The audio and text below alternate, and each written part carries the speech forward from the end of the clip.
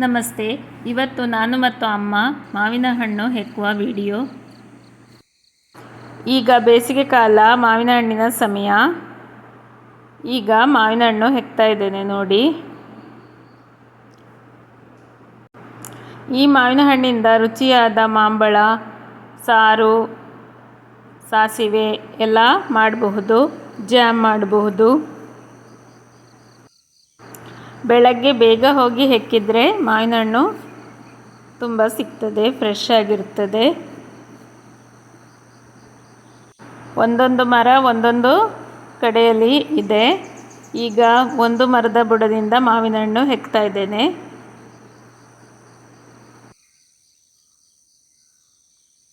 ಅಥವಾ ಇನ್ನು ಮೇಲೆ ಹೋಗು.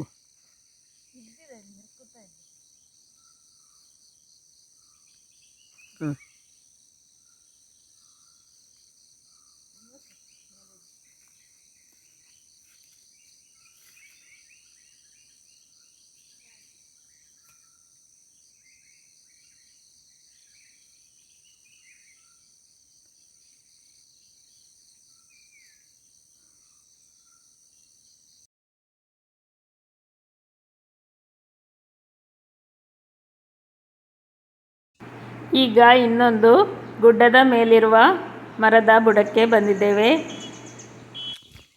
ಇಲ್ಲಿ ತುಂಬ ಹಣ್ಣು ಬಿದ್ದಿದೆ ನೋಡಿ. ಒಳ್ಳೆ ಸಿಹಿಯಾದ ಹಣ್ಣು ಇದು.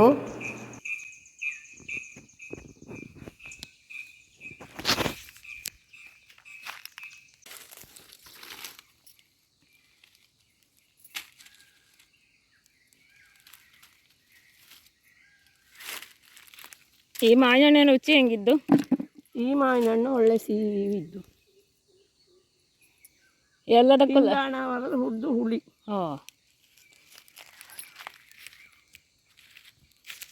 ಎಂತೆಲ್ಲ ಮಾಡ್ಲಾಗ್ತಿದ್ರದ್ದು?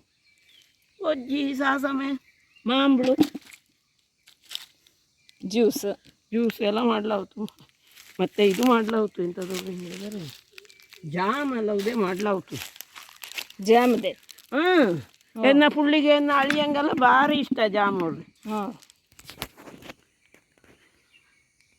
ಸೊಸೆಗೂ ಇಷ್ಟ, ಮಗಳಿಗೆ ಎಲ್ಲರಿಗೂ ಇಷ್ಟ. ಮಾವಿನ ಹಣ್ಣು ಜಾಮ್ ನೋಡ್ರಿ ಅಥವಾ ಹಂಗೆ ನಿಂಗೆ ಹೆರ್ಕುದ ಹಪ್ಪೋಡಿ.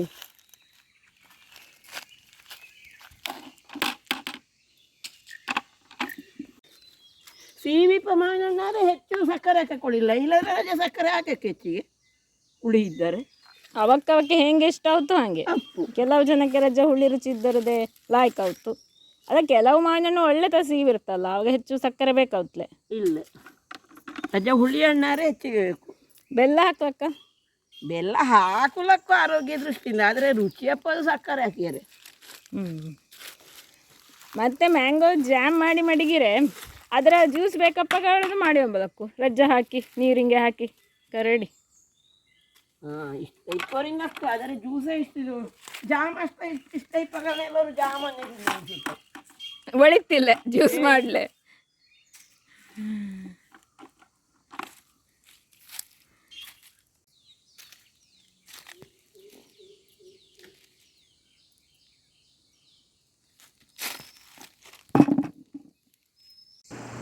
ಈಗ ಇನ್ನೊಂದು ಮರದಿಂದ ಮಾವಿನ ಹಣ್ಣು ಹೆಕ್ಕಲಿಕ್ಕೆ ಹೋಗ್ತಾ ಇದ್ದೇವೆ.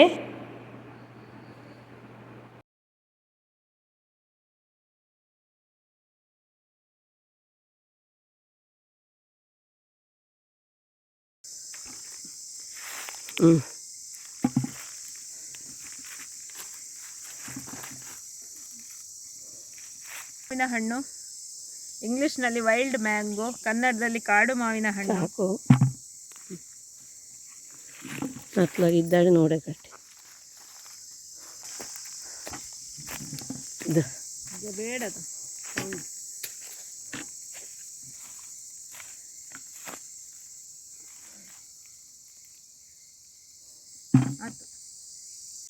ನಿಮಗೆ ಈ ವಿಡಿಯೋ ಇಷ್ಟವಾಗಿದ್ದಲ್ಲಿ ಅಕ್ಷತಾ ಕೆ ಯೂಟ್ಯೂಬ್ ಚಾನೆಲನ್ನು ಲೈಕ್, ಶೇರ್, ಸಬ್ಸ್ಕ್ರೈಬ್ ಮಾಡಿ. ಧನ್ಯವಾದಗಳು.